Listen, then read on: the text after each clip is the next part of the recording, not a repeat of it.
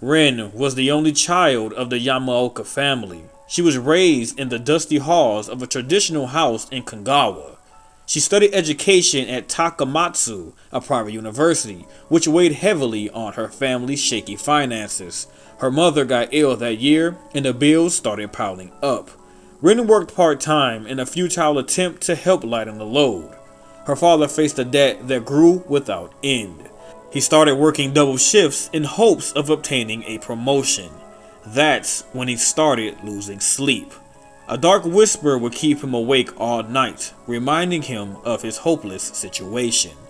Exhausted, he started to lose grasp of reality. Fighting to deny what the voice whispered at night, Ren's father made a desperate move. He met with his supervisor and explained his situation.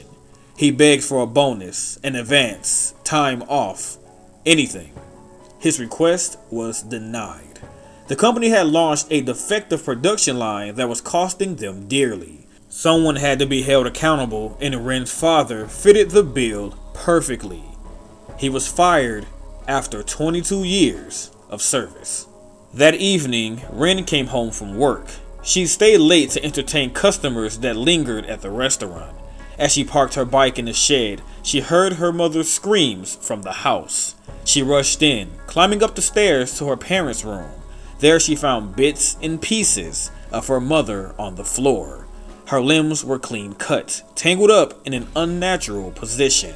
Her breasts were sliced open, revealing her ribcage, which was cracked open.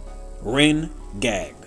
A sharp katana came crashing down. Ren blocked the blade, which bit into her bare forearm. The shock of recognition interrupted her pain. Her father was wielding the katana with a twisted expression. She cried out to make him stop, but he slashed her arm again. She rushed off and slid on the blood-smeared floor. Using the door frame as support, she raised herself up. The katana ripped through the wall, cleaving her other arm. She screamed in pain as she limped into the hallway, only to be met by her father's blade. She stepped back, trembling, as she held together the soft, loose flesh of her abdomen. Images of her mother's tangled loose limbs flashed before her eyes. Ren charged at her father, making him stumble back. He punched her torn abdomen and she recoiled in pain. As she struggled to get back up, he slashed her thigh, making her collapse on the floor. As she crawled towards the stairs, he grabbed her hair and yanked her against a partition. The glass shattered on impact and she fell through, landing one floor down. She heard footsteps somewhere above her. With effort, she moved, worming her way into a sea of broken glass. The shards gnawed at her, ripping her flesh. He had to be stopped. He would not get away with what he'd done to her. What he'd done to her mother. Coughing up blood, her chin grazed the glass, adding to the bleeding. A low-pitched heartbeat started to ring in her ears. Her body felt so heavy, she could no longer move. The ground shook with her father's footsteps. She knew she was not going to make it, but she no longer cared.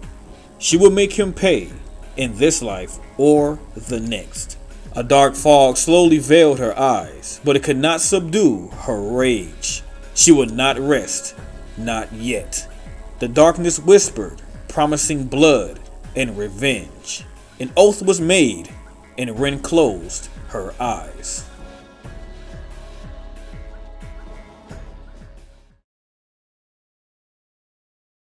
Adam was born in Rollington Town in Kingston, Jamaica. His father died in a car accident when he was 2, and his uncle took him in.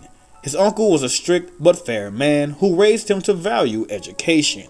At Kingston College, Adam discovered his father's published works, which triggered his passion for literature. His campus, however, was known for its focus on athletics. As a shy teenager with his nose stuck in books, he was the perfect prey for bullies. What he lacked in sports, he made up in grit. He learned to defend himself in the thick of it. It's during his years in college that he started to imagine his life elsewhere. While his close friends orbited the music industry, he followed a surer path. His grades granted him admission to higher education, and there was a demand for teachers aboard. After graduating university, he taught extra classes to afford applying fees overseas. He had a steady diet of long commutes, grading piles, nightly lesson plans, and early classes. After a year, he managed to apply for a position aboard. His first plane ride took him to southern Japan for a new start.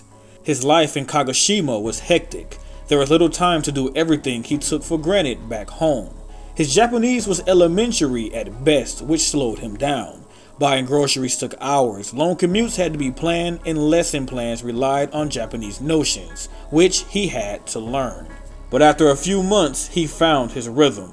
He reflected on it one morning while riding the train to work. He no longer had to study the characters filling the map. He knew his way. His language skills had improved, he felt connected to his students, and he had treated himself to luxurious restaurants on weekends. He even had his first vacation planned. Within seconds, Adam's world was brought down to a slow motion. Rails hissed, bags came pouring down, and the floor trembled before the hit. Adam crashed forward as the train flipped upside down. He landed on a window pane as an unhinged door came flying at a passenger. He rolled over so the door would hit him instead of the girl. He shut his eyes and he braced for impact. But nothing happened. He squinted one eye open and saw nothing but darkness. A heavy fog had taken over the train.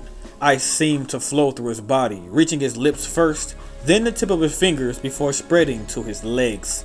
Lulled by the warm hum of the dark whisper, he closed his eyes, drifting. No one truly knows what happened to Adam Francis. The school teachers imagined the worst when they watched the train derailment on the news and saw he was missing. Their fears seemed to be confirmed when Adam's bag was recovered from the crash site, but his body was never found. To this day, his uncle believes that Adam took off after the train crash, alive still, somewhere out there.